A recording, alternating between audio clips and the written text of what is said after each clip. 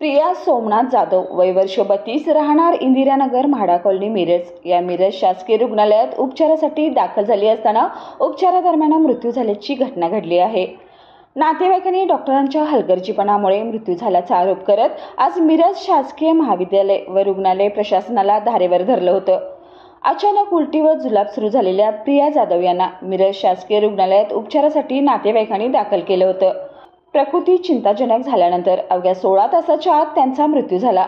यास जबाबदार कोण? जे डॉक्टर किंवा सिस्टर जो कोणी संबंधित स्टाफ असेल त्यांच्यावर कारवाई झालीच पाहिजे असा इशारा रिपब्लिकन पार्टी ऑफ इंडियाचे सांगली जिल्हा अध्यक्ष संतोष शिवाजी जाधव यांनी दिला आहे।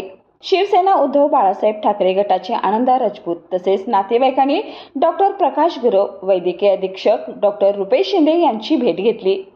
शवविच्छेदन अहवाल आल्यानंतर निरपक्षपणे कारवाई करण्याचे आश्वासन डॉक्टर प्रकाश गुरव यांनी दिलं आहे। काल सोमनाथ जाधव यांची मिसेस इथे ॲडमिट असताना सकाळी ॲडमिट केलं असताना दुपारपर्यंत त्यांची तब्येत व्यवस्थित होती, फक्त त्यांना जुलाब आणि उलट्या याचा त्रास होत होता।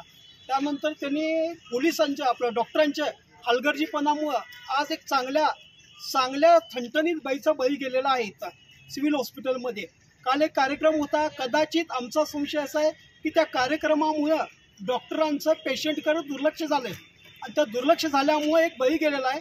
आणि चांगला पेशंट 2-3 तासात दगावतो कसा याची सखोल चौकशी झाली पाहिजे आणि जर काही सखोल चौकशी होऊन जे कोण दोषी असतील त्याच्यावरती कडक कारवाई झाली पाहिजे, अन्यथा शिवसेनेच्या वतीने आम्ही इथं मिरज शहरामध्ये आंदोलन उभं करणार आहे।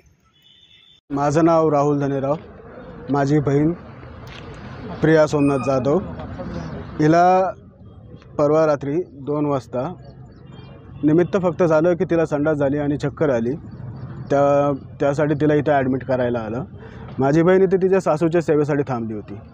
इथंच तिला चक्कर आली म्हणून खाली त्यांनी सांगितलं की 4 नंबरला जावा, तिथं जाऊन तुम्ही चेक करून घ्या।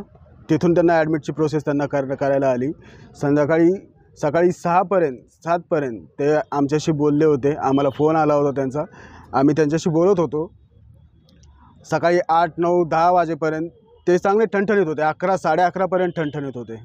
12 वाजता त्यांना काहीतरी ट्रीटमेंट देण्यात आली, माहीत नाही ते ट्रीटमेंट आम्हाला अजूनपर्यंत कळले नाही की त्यांनी एक्झॅक्टली काय ट्रीटमेंट दिली आहे। ती फाईल आम्ही बघू शकत नाही आहे। त्यांचं असं म्हणणं आहे की ती फाईल आम्ही कुणालाच देऊ शकत नाही।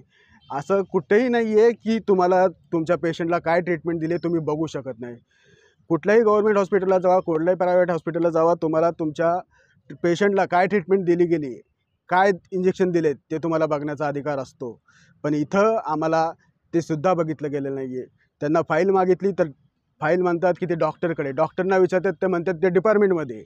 म्हणजे एक्झॅक्टली फाईल यांनी गाठवली कुठं आहे, त्यांच्या फाईल यांच्या टेबल खाली आहे की कुठं आहे माहीत नाही आहे आम्हाला। इथं ते त्यांना सांगितलं माझा पेशंट तिथं आहे जो आहे तो बर्फासारखा गार पडला आहे, चेक करा। तर मला सांगतात की डॉक्टर ज्यावेळेस राऊंडला येईल त्यावेळेस त्यांना बोलायला।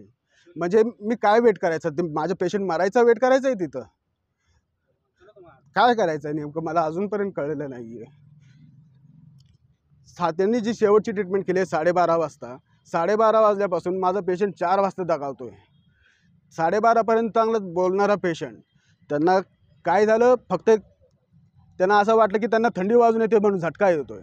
त्यांना असं वाटलं म्हणून त्यांनी काय ट्रीटमेंट केली आहे, काय इंजेक्शन दिले, काहीच आयडिया नाही। त्यानंतर ते जे त्यांनी दिले औषधं त्याच्यामध्ये 4 तासामध्ये पेशंट जावा आणि ते फक्त एकदा संडासाने एकदा चक्कर आली म्हणून हे मान्य होण्यासारखंच नाही आहे। या ट्रीटमेंटमध्ये यांनी काय हलगर्जीपणा केला हे यांनी मला सांगायला पाहिजे।